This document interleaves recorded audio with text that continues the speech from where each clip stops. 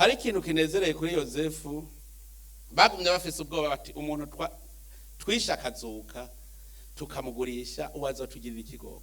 Bari bazi ko bogera kuri se gusa, ko se akiriho Yozefu atazobagira. Amaze gupfa rero bati karabaye Yozefu baca tugira akantu, baca baraza ngo rega burya ngo data yari yaravuze ngo uzotugirire ikigongwe. Kubera ubwoba ntimuze muze murakorera ikibi abo muvukana, kuko ntuzi noneho ntihagire uzokorera ikibi abarundi bose ukubabona, kuko ntuzi ico azobeje. Ntuburashobora gusanga je hariho umuntu yigeze kunshayako akankorera ikibi, nk'ubusanga n'ubu afise ubwoba avuga ati ubwo aribuka ca kibi namukorera.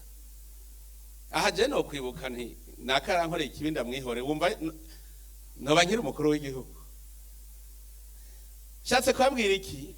Ubu twari buva mu bwana.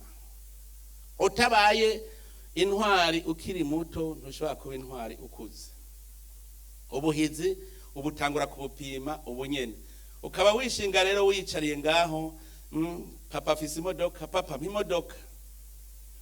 Hazotera igihe uvuga uti nisaidire nirogote gari kuyarara. Radio television turakukunda cyane.